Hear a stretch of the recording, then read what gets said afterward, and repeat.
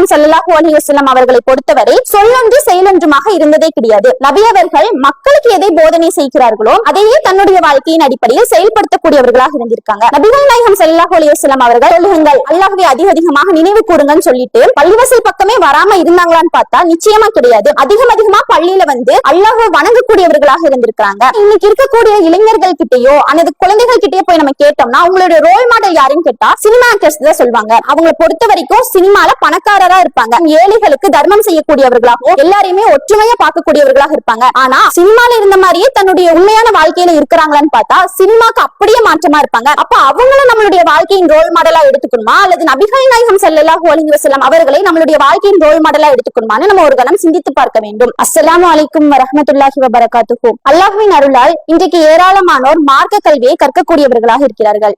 இவ்வாறு மார்க்க கல்வியை கற்கக்கூடியவர்கள் மேடைகளில் ஏறி பிரச்சாரம் செய்யும் போது இதை செய்யுங்கள், இதையெல்லாம் செய்தால் நமக்கு நன்மையாக விளையும், இதையெல்லாம் செய்யாதீர்கள், இது அல்லாஹும் அவனுடைய தூதரும் நமக்கு தடுத்துள்ளார்கள் என்று பிரித்து காட்டுபவர்கள் தங்களுடைய வாழ்க்கையில் சொல்லக்கூடிய கருத்தின் அடிப்படையில் செயல்படுகிறார்களா என்று பார்த்தால் ஒரு சில பேரை தவிர மற்றவர்கள் செயல்படுத்துவது கிடையாது. இந்த உலகத்தின் விஷயத்தில் ஒருவர் சொல்லொன்று செயலொன்றுமாக இருந்தால் அவருடைய வாழ்க்கையில் கேலியும் கிண்டலுமே மிச்சமாகும். இது இந்த உலக விஷயத்தில் மட்டுமல்ல, நம்மளுடைய இஸ்லாமிய மார்க்கத்திலும் ஒவ்வொரு முஸ்லிம்களுக்கும் அல்லாஹ் போதிக்கக்கூடிய போதனையும் இதுதான். அல்லாஹ் தன் திருமறையில் 61வது அத்தியாயத்தில் 2வது வசனத்திலும் 3வது வசனத்திலும் கூறுகிறான், யா அய்யுஹல்லதீன ஆமனூ, நம்பிக்கை கொண்டோரே, லிம தக்கூலூன மா லா தஃபலூன், நீங்கள் செய்யாததை ஏன் மக்களுக்கு சொல்கிறீர்கள், கபுர மக்கன் இந்தல்லாஹி அன் தக்கூலு மா லா தஃபலூன், நீங்கள் செய்யாததை மக்களிடத்தில் சொல்வது அல்லாஹ்விடத்தில் வெறுப்பை ஏற்படுத்தக்கூடியதுன்னு சொல்கிறான். அப்போ நம்ம ஒரு விஷயத்த மக்களுக்கு சொல்றோம் அப்படின்னா முதல்ல அந்த விஷயத்த நம்மளுடைய வாழ்க்கையில் நம்ம நடைமுறைப்படுத்தக்கூடியவர்களாக இருக்கணும்.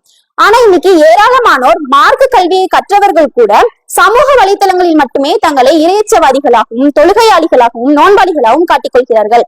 ஆனால் வைக்கக்கூடிய ஸ்டேட்டஸின் அடிப்படையில் அவர்கள் செயல்படுகிறார்களா என்று பார்த்தால் நிச்சயமாக செயல்படுவது கிடையாது. அப்போ நம்ம சொல்லக்கூடிய விஷயத்தின் அடிப்படையில் செயல்படாமல் இருந்தால் அல்லாஹ்வின் விஷயத்தில் அது மிகவும் வெறுப்பை ஏற்படுத்தக்கூடியதுங்கிறத நம்ம ஒரு கணம் சிந்தித்து பார்க்கக்கூடியவர்களாக இருக்க வேண்டும். இன்னும் அல்லாஹ் நமது சமுதாயத்தை போன்று நமக்கு முன்னர் ஏராளமான சமுதாயத்தை படித்து நமக்கு வேதத்தை வழங்கியது போலவே ஒரு சில சமுதாயத்திற்கு வேதத்தை வழங்கியிருக்கிறான்.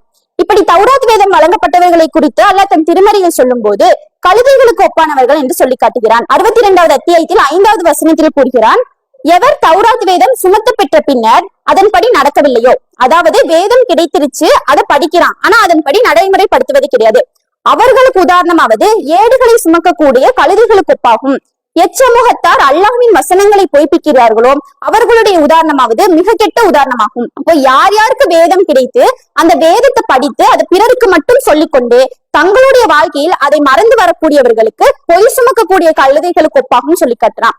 பொய் சுமக்கக்கூடிய கழுதைக்கு தான் என்ன சுமக்கிறோம்னு தெரியுமா? அதனால நெல்லு மூட்டையை வச்சாலும் அதுக்கு ஒண்ணுதான், தங்க கட்டியை கொண்டு போய் வச்சாலும் ஒண்ணுதான், அது மேல எவ்வளவு ஒரு உயர்ந்த பொருள் இருக்குதுன்னு கூட தெரியாது.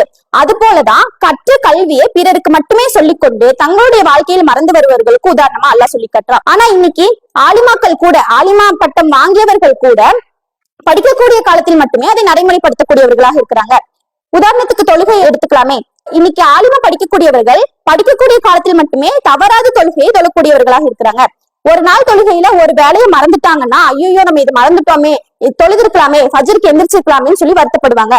ஆனா அதுவே படித்து முடித்து விட்ட பிறகு திருமண வாழ்க்கைன்னு வந்துருச்சுன்னா தொழுகையே மறந்து வாழ்ந்து வரக்கூடியவர்களாக இருக்கிறாங்க. படிக்கும் போது வரதட்சணை கல்யாணத்துக்கு போகக்கூடாது, புறம் பேசக்கூடாது, யார் மேலையும் பொறாமப்படக்கூடாது, வட்டி வாங்கக்கூடாதுன்னு இப்படி இருக்கிறவங்க திருமணத்துக்கு பிறகு ஏன் அவங்களுடைய கல்யாணத்தையே வரதட்சணை கல்யாணமா ஆக்கிக்கிறாங்க.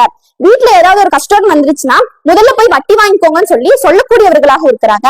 அப்போ படித்த கல்வியை பயன்படுத்தாதவர்கள் அல்லாஹ்விடத்தில் கழுதைகளுக்கு ஒப்பானவர்கள்னு ஒரு கணம் நம்ம சிந்தித்து பார்க்க வேண்டும். நம்ம ஒரு விஷயத்து மேல நம்பிக்கை வைத்து அந்த விஷயத்தின் அடிப்படையில் செயல்பட்டு அதை பிறருக்கு சொன்னால் மட்டுமே நம்ம சொல்லக்கூடியவங்க அதை ஏற்றுப்பாங்கிற ஒரு கணம் நம்ம சிந்தித்து பார்க்க வேண்டும். ஆனால் இந்த விஷயத்தில் நபிகள் நாயகம் ஸல்லல்லாஹு அலைஹி வஸல்லம் அவர்களை பொறுத்தவரை சொல்லொன்று செயலொன்றுமாக இருந்ததே கிடையாது. நபி அவர்கள் மக்களுக்கு எதை போதனை செய்கிறார்களோ அதையே தன்னுடைய வாழ்க்கையின் அடிப்படையில் செயல்படுத்தக்கூடியவர்களாக இருந்திருக்காங்க.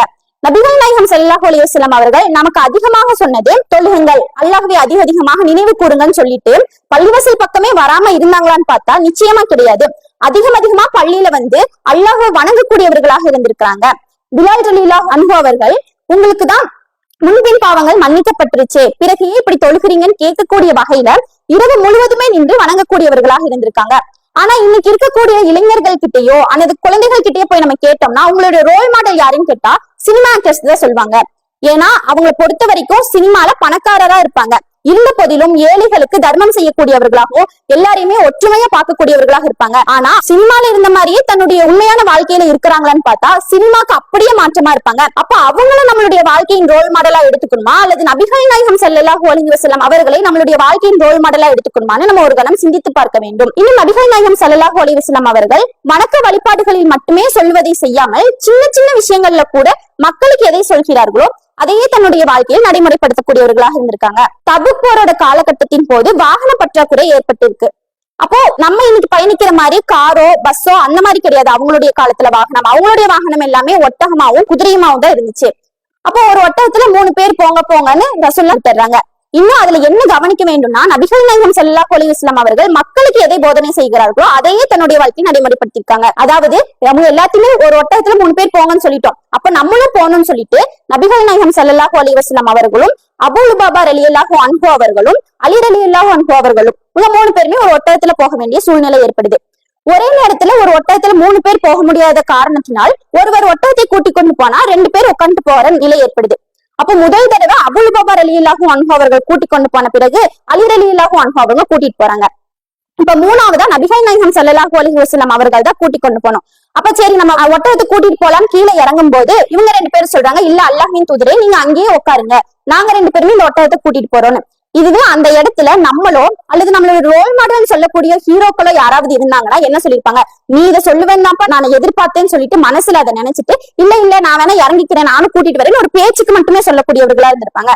ஆனா அந்த இடத்துல நபிகள் நாயகம் ஸல்லல்லாஹு அலைஹி வஸல்லம் அவர்கள் சொல்ல நம்மளும் செயல்படுத்தணும் அப்படின்னு கீழே உடனே இறங்கிட்டு அல்லாஹ்வின் பாதையில் சிரமத்தை அனுபவிக்கும் போது கிடைக்கக்கூடிய கூலி எனக்கு கிடைக்க வேண்டாமா, இதுல ஒண்ணு நான் தேவையற்றவனாக இல்லைன்னு சொல்லிட்டு அந்த ஒட்டகத்தை கூட்டிக் கொண்டு போறாங்க. இந்த இடத்துல நம்ம கவனிக்க வேண்டியது என்னன்னா நபிகள் நாயகம் ஸல்லல்லாஹு அலைஹி வஸல்லம் அவர்கள் இந்த சமுதாயத்திற்கே தலைவராக இருந்த போதிலும் மக்களுக்கு ஒரு சின்ன விஷயத்த சொன்னாலும் அதையே தன்னுடைய வாழ்க்கையை நடைமுறைப்படுத்தக்கூடியவர்களாக இருந்தாங்க. நன்மையான விஷயங்கள்ல தர்மம் செய்யுங்க, பொய் பேசாதீங்கன்னு சொல்லிட்டு நபி அவர்கள் பொய் பேசியிருக்காங்களான்னு பார்த்தா நிச்சயமா கிடையாது.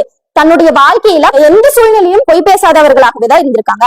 அப்ப நபி அவர்களுடைய சட்டங்களையும் அவர்களுடைய வாழ்க்கையையும் அல்லாஹ்வின் வேதத்தையும் படிக்கக்கூடிய நாம் படித்து விட்டு அதை அப்படியே விட்டு விடாமல் அதை நம்மளுடைய வாழ்க்கையில் செயல்படுத்திய பின்னரே பிறருக்கு சொல்லக்கூடிய நன்மக்களாக அல்லாஹ் உங்களையும் என்னையும் ஆக்கியவர் புரிவானாக. அஸ்ஸலாமு அலைக்கும் வரஹ்மத்துல்லாஹி வபரகாத்துஹு. அல்லாஹு அக்பர் அல்லாஹு அக்பர்.